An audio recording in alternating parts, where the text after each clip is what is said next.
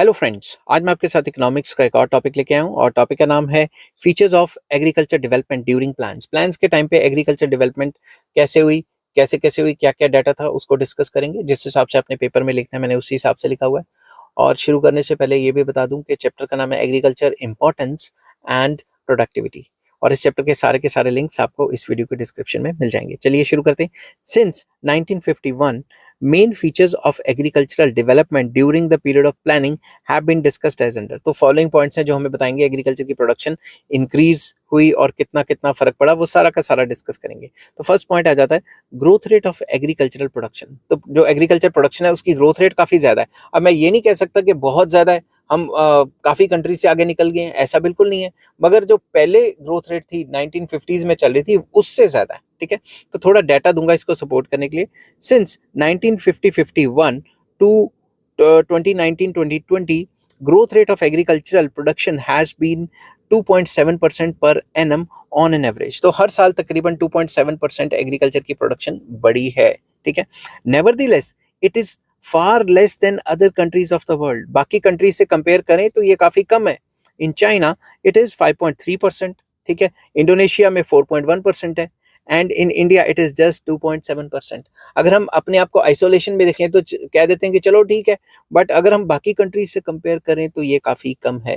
तो एग्रीकल्चर की growth rate इतनी ज्यादा नहीं हुई जितनी होनी चाहिए थी। Thus, the growth rate of agricultural production in India has been very unsatisfactory. तो काफी अनसेटिस्फैक्ट्री ग्रोथ है, जितनी ग्रोथ रेट होनी चाहिए थी उतनी नहीं हो पा रही। ठीक है, ना हुई प्लान्स के पीरियड में।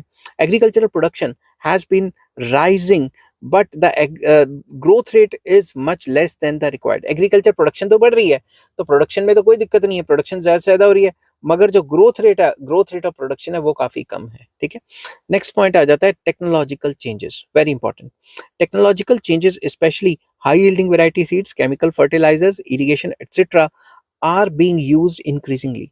तो टेक्नोलॉजिकल चेंजेस में हम लिखेंगे कि नई नई टेक्नोलॉजी का सामान जैसे machines, high yielding variety seeds, chemical fertilizers या इरिगेशन फैसिलिटीज लगातार बढ़ती जा रही हैं। But despite all these growth rate of agricultural production has not been increase much. अब इतना सारा कुछ कर भी दिया मगर फिर भी जो ग्रोथ रेट है वो जितनी तेजी से बढ़नी चाहिए थी उतनी तेजी से बढ़ी ही नहीं। Even now Indian agriculture continues to depend on rainfall and climate. तो अभी भी अगर हम देखें तो इंडियन एग्रीकल्चर अभी भी कई कई जगह पे रेनफॉल पे डिपेंड है या क्लाइमेट पे डिपेंड है। तो ये चीजें तो खत्म हो जानी चाहिए। अब तो इतनी एडवांस टेक्नोलॉजी है कि किसानों को इन चीजों से ओवरकम कर लेना चाहिए, मगर कर ही नहीं पा रहे हैं। ठीक है, थर्ड पॉइंट आ गया एक्सपेंशन ऑफ एग्रीकल्चरल एरिया। जो एग्रीकल्चरल एरिया है वो भी एक्सपैंड हो गया है। Between 1951 and 1965 the agricultural area has expanded much. तो एरिया अंडर कल्टीवेशन जिसको एकड़ेज कहते हैं वो भी बढ़ चुका है। However in 19 after 1990 the rate of expansion has been very slow. तो 1990s के बाद जो एरिया अंडर कल्टीवेशन है वो बढ़ तो रहा है, मगर इसकी जो स्पीड है वो काफी स्लो होगी। ठीक है, नेक्स्ट पॉइंट आ जाता है different growth rate of productivity। different growth rate of productivity means growth rate of productivity of different agricultural crops has been different। तो अलग अलग एग्रीकल्चर क्रॉप्स की जो ग्रोथ रेट है वो अलग अलग है। New agricultural technology and high yielding variety seeds have influenced only wheat and rice. नई नई टेक्नोलॉजी आ रही है, व्हीट राइस और एक दो क्रॉप्स हैं उन्हीं में आ रही है। सारी की सारी जो क्रॉप्स हैं उनमें हाई यील्डिंग वेराइटी सीड्स भी नहीं आ पा रही। It is the productivity of wheat that has recorded the maximum increase. तो व्हीट की प्रोडक्टिविटी में काफी ज्यादा इंक्रीज आया है, बट बाकियों को कंपेयर करें तो उतना इंक्रीज नहीं आया। However, productivity of coarse grains like oil seeds, pulses, etc. has been increased little। तो बाकी व्हीट को छोड़ के जो बाकी क्रॉप्स हैं, पल्सेस वगैरह या ऑयल सीड्स वगैरह, उसमें इतना ज्यादा इंक्रीज नहीं आया जितना आना चाहिए था। नेक्स्ट है unstable growth rate. In India the growth rate of agriculture production is characterized by instability. काफी ज्यादा अनस्टेबल ग्रोथ रेट है।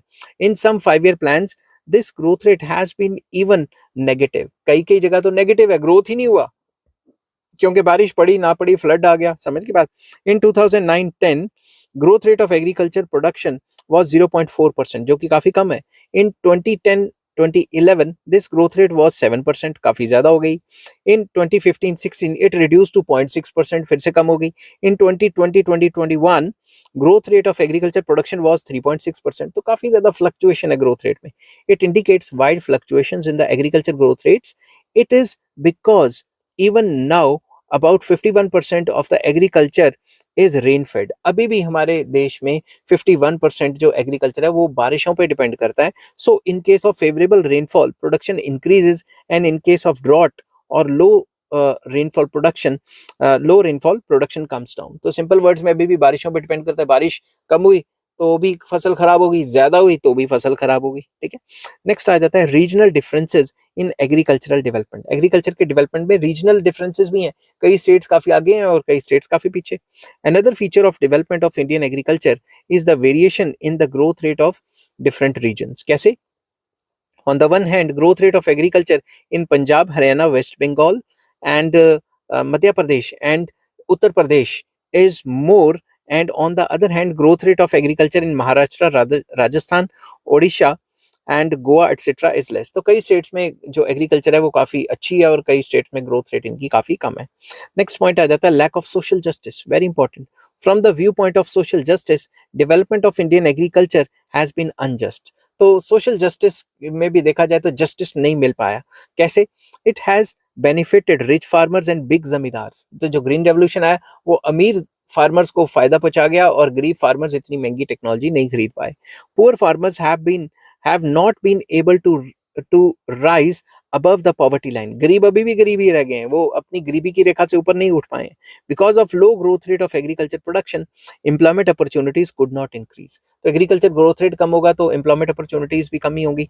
The development of Indian agriculture has not been satisfactory from the social point of view. तो society के point of view से agriculture में development तो हुई है मगर इतनी ज्यादा डेवलपमेंट नहीं हुई. जो अमीर फार्मर्स थे वो और ज्यादा अमीर हो गए हैं और जो गरीब फार्मर्स थे वो अभी भी गरीबी की लाइन में जी रहे हैं. ठीक है.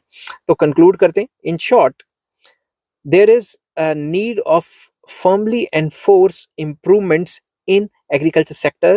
It will help to increase the growth rate of agriculture. तो कई स्टेप्स लेने की जरूरत है जिससे कि एग्रीकल्चर प्रोडक्शन और प्रोडक्टिविटी दोनों की दोनों बढ़ जाएगी. तो आई होप ये वीडियो आपको पसंद आई होगी. अगर पसंद आती है तो please like, share and subscribe. Chapter का नाम था agriculture production and agriculture importance and productivity और इस चैप्टर के सारे लिंक्स आपको इस वीडियो के डिस्क्रिप्शन में मिल जाएंगे. Take care. Bye bye.